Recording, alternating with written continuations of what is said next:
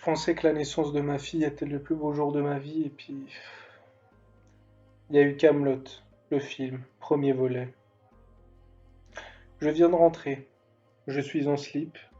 J'ai encore la trique, là, vous pouvez pas voir, mais c'était bon. Ça valait le coup de patienter quand même.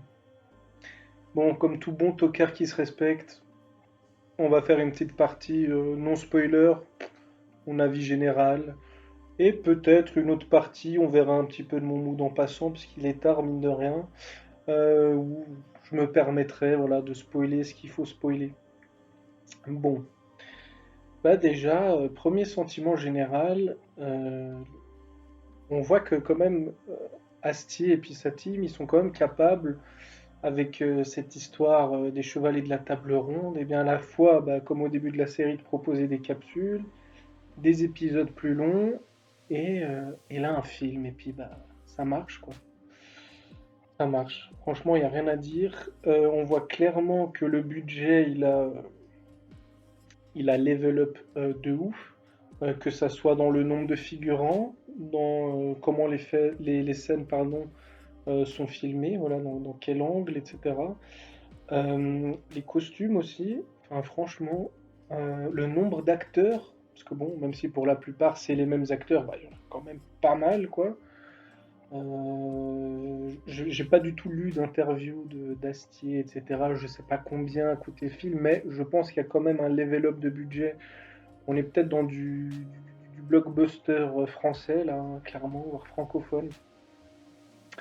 Mais le budget est bien utilisé. Enfin, je suis pas un grand cinéphile, hein, je ne m'appelle pas Monsieur Analgénocide et je n'ai pas ces belles lunettes. Moi, le cinéma, pour moi, tu vois, c'est un petit peu secondaire. Bon, bah, j'aime bien de temps en temps aller au ciné, me mater un film et tout, mais bon, bah, si dans ma vie je dois plus mater de films, c'est pas grave, tu vois. Mais là, ça me tenait à cœur. Je pense que depuis très longtemps, ça doit être le seul film que vraiment je peux dire j'attendais. Autant il y a des jeux, des fois je les attends, ça m'arrive, c'est rare, mais ça m'arrive. J'adore les jeux vidéo. Autant pour le cas du cinéma, j'ai pas souvenir d'avoir vraiment attendu un film à fond. Et je suis pas déçu, quoi. Alors, c'est un film très clairement fait pour les fans. Je m'excuse, si t'as que picoré Camelot par-ci par-là, il y a quand même de fortes chances que tu sois un peu paumé. Alors le problème, c'est pas tellement l'histoire, parce que bon bah l'histoire de Chevalier de la Table Ronde, bah, que Arthur et Lancelot ils sont en conflit, bah, voilà, c'est quelque chose quand même de relativement connu, même si là quelque part le Graal, c'est pas tellement le sujet abordé. Mais là où je pense que tu vas être paumé, c'est clairement dans les personnages et leurs relations entre eux. Parce que c'est poum, ça explose quoi. Il y en a plein, donc il y a une grosse partie des anciens, pas tous. Il y en a qui manquent à l'appel. J'étais assez surpris de constater ça. Notamment, c'est pas vraiment du spoil, ça je peux le dire. Non, non, non, non, je vais pas le dire. On va attendre la partie spoiler quand même. Je vais essayer de me le mémoriser, mais bon. Et puis en plus, on t'en rajoute des nouveaux. Donc franchement, ouais, faut vraiment quand même avoir suivi un minimum, je trouve, la série, de préférence de toute façon. Et même si vous êtes un vrai fan, vous l'avez pas vu moins de 58 fois, comme votre serviteur si présent. Mais si t'es fan, par contre, po- po- alors il y a un peu de recyclage d'humour, voilà, il y a un peu des vannes qui ont déjà été utilisées, qui sont réutilisées, mais en même temps, ah, on est content, tu vois. On est content de revoir ces vannes dans un autre contexte, voilà, un autre niveau quelque part, tu vois, même si la vanne reste la même, euh, voilà, voilà, voilà, c'est bon. Et puis surtout, il y a un truc aussi, il y a une putain d'émotion. Enfin, il y a des moments du film où quand t'es fan, euh, t'es vraiment là, waouh, c'est vraiment en train d'arriver. Et des trucs tout cons, hein, entre guillemets. C'est-à-dire qu'encore une fois, si t'es pas fan, tu te dis, mais ouais, pourquoi t'as la trique là-dessus, quoi. Mais quand tu kiffes, franchement, il y a des moments d'émotion assez intenses. Voilà. Donc ça, c'est un peu mon avis global. J'ai bien aimé. Donc vraiment, j'ai même adoré le film. Je l'ai vu avec un pote. Salutations à toi, Orion, si tu passes par là. Bon, avec la petite, c'était assez compliqué d'aller le voir avec ma chérie, mais on n'y manquera pas, hein. Dès que j'aurai l'occasion d'y aller avec elle, on ira. Ça me dérangera pas du tout de le revoir une deuxième fois, parce que, comme je le dis souvent, Camelot, ça fait partie de ces plats que je trouve encore meilleurs lorsqu'on les mange le lendemain réchauffés. Tu vois ce que je veux dire? C'est-à-dire que oui, bah, c'est génial, hein, le premier visionnage, quelque part, j'envie. Tu vois, la personne qui a jamais vu Camelot, qui rentre là-dedans, je me dis, mais quel chanceux, quelle chanceuse. Et en même temps, j'ai envie de lui dire, mais écoute, prends le temps de regarder une fois, mais va, regarde de nouveau, tu vois. Il faut que tu revoies, il faut que tu suives le truc. Revois tout d'un coup. Et bah là, je sais pas si ça va être pareil en tout cas, mais j'ai hâte de revoir le film pour voir parce que je pense qu'il y a plein de petits détails que j'ai dû manquer, tu vois. Alors quand t'es fan, il y a, comme je disais, plein de clins d'œil, mais c'est possible que j'ai quand même manqué deux, trois choses par-ci par-là. Et je tiens à préciser, et ça c'est pas un spoiler, et restez bien jusqu'à la fin, hein. Même quand vous voyez les crédits avec les noms qui apparaissent, attendez, ne quittez pas la salle de cinéma parce que façon Marvel, eh bien, il y a une petite scène à la fin. Et mine de rien, j'allais dire elle est touchante, non, mais si t'es fan de Camelot, il y a entre guillemets une phrase, hein, qui est dite par l'un des personnages qui va être littéralement mise en scène. Voilà, donc je dis ça, je dis rien. En gros, restez jusqu'à la fin, d'accord? Bon, on va faire une petite partie spoiler. Alors, en attendant que tu quittes cette vidéo, je vais rester environ 5 secondes comme ça.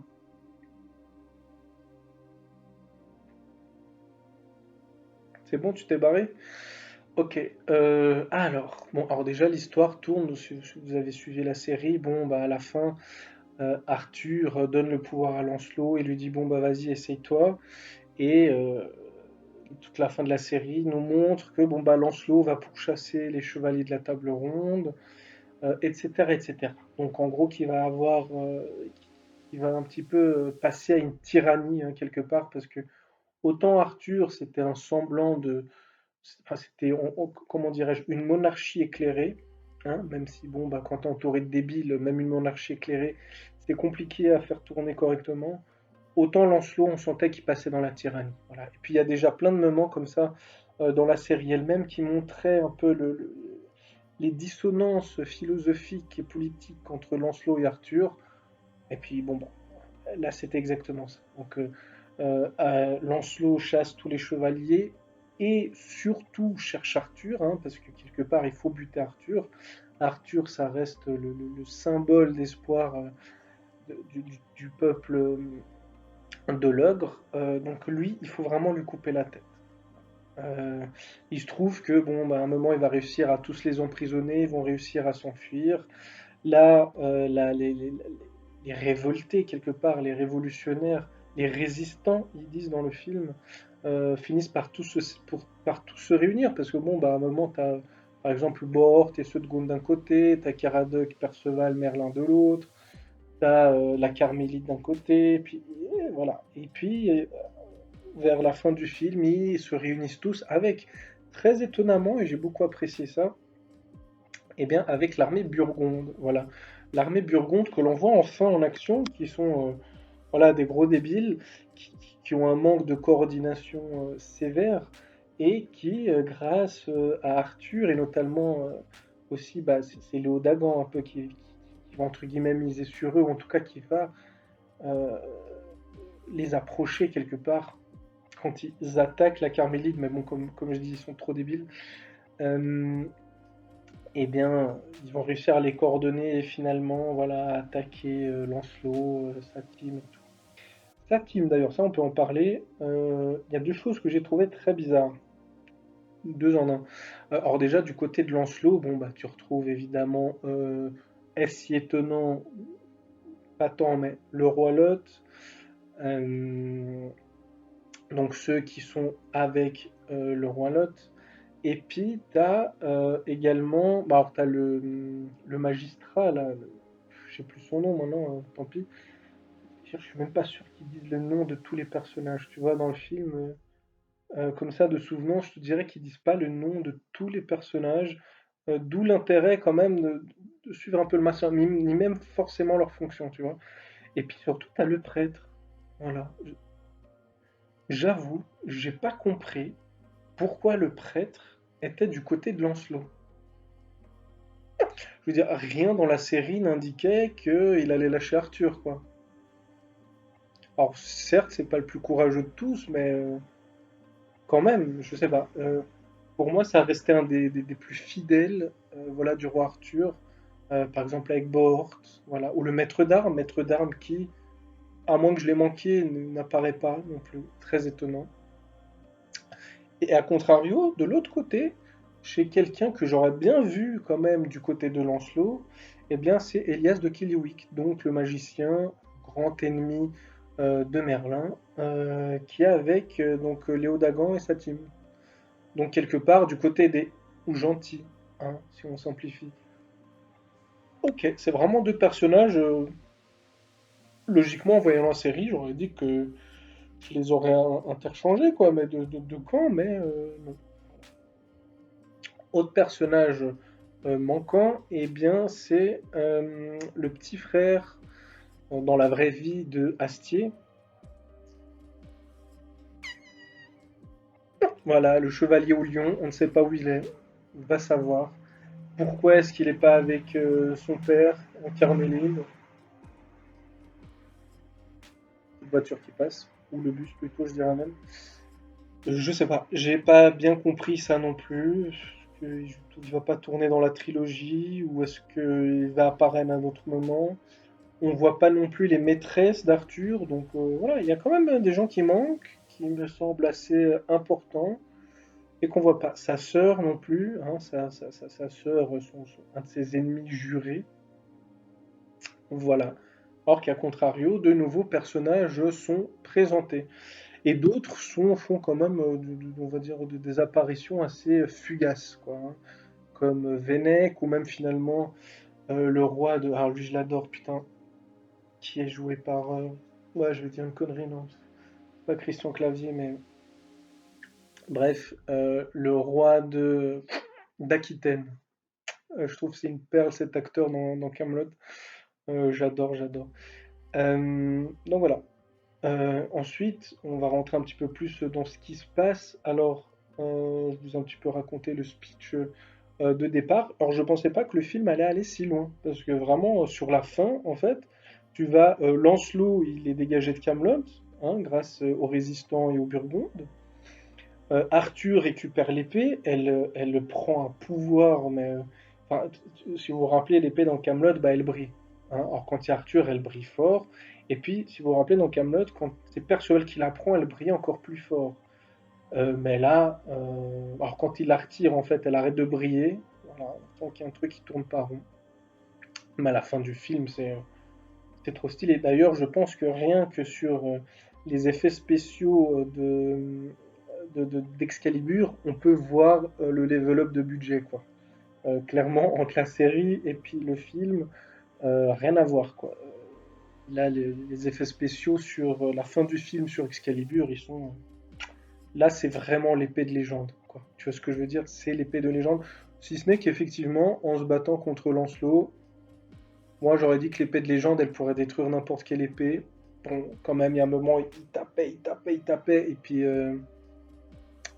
l'épée de Lancelot, non. Après, bon, on peut supposer, entre guillemets, symboliquement, que Arthur, ne voulant pas tuer Lancelot, bon, ben voilà, l'épée n'allait pas affaiblir. Enfin voilà, pourquoi pas. Par contre, un truc que j'ai pas réellement bien compris, et puis si en commentaire vous l'avez bien compris, alors si jamais j'ai pas lu je sais pas si je l'ai déjà dit, mais d'interviews d'Astier, j'ai pas lu d'articles, de retours, de théories, de machin, j'ai pas envie. Voilà, moi, j'ai même pas vu le trailer de la trilogie, hein, pour vous dire, de la trilogie de ce premier film. Moi, je suis allé au ciné, j'avais vu zéro image. Je voulais aucun spoil, même pas visuel.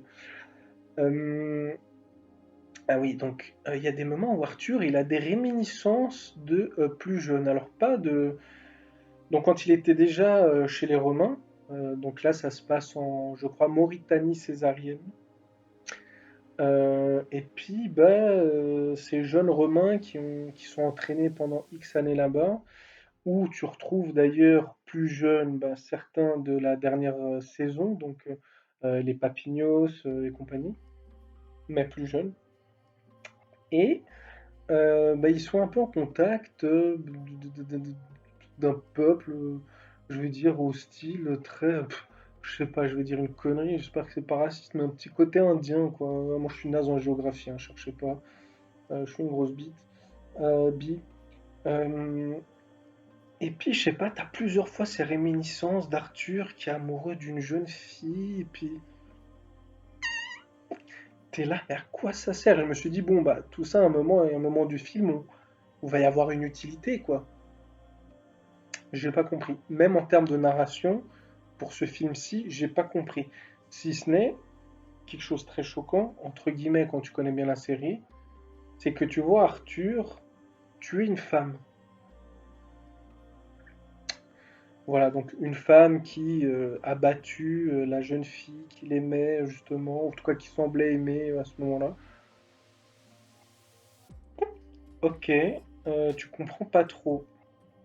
Alors, je me suis dit, peut-être on peut faire un lien entre, bon, bah ça c'est son amour, je sais pas, de jeunesse, et puis on sent que, en tout cas l'amour et l'affection que porte Arthur à Guenièvre semble affecter la confiance que les dieux lui portent, et donc quelque part la confiance qu'Excalibur témoigne à Arthur, parce que voilà, quand il la retire du rocher, elle arrête de briller, et tu sens, et ça c'était quelque part c'était beau.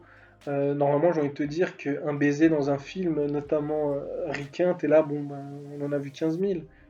Mais ce baiser-là, avec cette intensité, quand t'as vu toute la série, il vaut de l'or, quoi. Il a vraiment un sens, quoi. Donc oui, il y a un moment où justement, t'as l'impression qu'Arthur fait le deuil un petit peu de cet amour de jeunesse, quelque part. En tout cas, moi, c'est comme ça que je l'ai interprété. Et qu'enfin, il se dit, ok, c'est Guenièvre, en fait. Et Guenièvre qui est très touchante, mais ça déjà depuis longtemps dans la série, et qu'Arthur, petit à petit dans la série, se laisse de plus en plus toucher par elle, et puis là, enfin, il passe le cap, et il l'embrasse. Et je sais que ça peut paraître con, mais encore une fois, quand tu as suivi la série, tu as vu comment il l'a traitée, et même comment petit à petit il se laissait toucher par elle, et puis là, enfin, il l'embrasse. Et je pense que c'est ça qui a redonné toute cette force à Excalibur. Et enfin, bah, je vous disais, il faut rester jusqu'à la fin du film. Alors, juste avant qu'il y ait le générique de fin, donc Arthur et les autres défoncent Lancelot. Lancelot s'enfuit. Bon, Arthur le laisse en vie, hein, donc il y a un moment, tu penses qu'il va le tuer, et puis non. Et donc Lancelot retourne dans les ruines, où d'ailleurs il avait emprisonné Guenièvre, qui a été aussi libéré par Arthur pendant le film, et bien du roi Ban, en tout cas du château, de l'ancien château du roi Ban, son père géniteur à Lancelot. En tout cas, c'est ce qu'on nous dit dans la série. Et bah, quand il y retourne, tu vois une espèce de... Ouais, alors j'ai l'impression qu'on dirait un peu le roi Ban, un peu en mode géant, fantôme. Voilà, tu sais pas trop. Est-ce que c'est dans la tête de Lancelot? On sait que des fois Lancelot perd les pédales, ou pas. Mais voilà, tu vois ça. Tu vois Arthur qui est à la table des Saxons, parce que oui, je ne l'ai pas dit, mais les Saxons bossaient pour Lancelot pour trouver les chevaliers. Donc, qui est à la table des Saxons à qui on a donné une île, qui Lancelot avait donné une île, et, euh, et justement le Saxon qui lui dit, bah, écoutez, moi, en fait, j'ai bien envie de faire partie de Camelot, hein, d'être fédéré. Par contre, vous me laissez une place à la table ronde. Et tu sens que ce mec, et puis la meuf qui est avec lui, eux, ils préparent des trucs. C'est obligé, ils préparent des trucs. Et mon pote Orion a soulevé une hypothèse très intéressante, c'est que cette île, si le Graal s'y trouve, serait si étonnant. Voilà. D'ailleurs, Perceval le dit bien à un moment, ah mais on n'y a jamais foutu les pieds. Bon bah ils n'ont jamais trouvé le Graal non plus, donc qui sait, est-ce que le Graal aurait pas fini sur cette hypothèse balancée un peu au pif comme ça, mais il y a quelque chose à faire si c'est le cas. Et voilà, à la fin, si vous êtes resté jusqu'après le générique, eh bien on voit Méléagan, qui n'apparaît pas pendant tout le film, revenir et justement dire sa phrase, je sais plus par cœur et je vais pas vous la mettre ici, mais qu'en gros, voilà, hein, qui rampe sur les feuilles mortes, qui prend la neige, qui boit, voilà, parce qu'il y a ce côté boire, et qui revient, pile au moment où voilà, Lancelot repère le pouvoir. Donc voilà, entre Lancelot qui voit cette espèce d'apparition géante qui, je dirais, le roi Ban, porte une couronne, les Saxons qui ont l'air de préparer un sale plan, et Méléagant qui revient, bah, je pense que ça promet. Je pense que ça promet. Bon, j'ai fait plus de 20 minutes. C'était un plaisir hein, de parler de Camelot. J'ai oublié plein de trucs, mais comme je vous dis, globalement, j'ai beaucoup aimé le film. L'humour est là, mais c'est pour les fans. Franchement, si vous n'êtes pas fan, je pense que vous allez être paumé. Je vous conseille vraiment de revoir la série, ou au moins les dernières saisons, quoi, entièrement, parce que sinon vous risquez d'être paumé. Voilà. En tout cas, moi, j'attends votre retour en commentaire. Qu'est-ce que vous en avez pensé? Dans ma petite ville, en Suisse, bah, il y avait pas mal de monde, hein. Le ciné, j'y suis allé quelques fois. Il y a rarement autant de monde, quoi. Donc, je pense qu'il a quand même eu un certain succès au box-office, comme on dit. Voilà. Allez.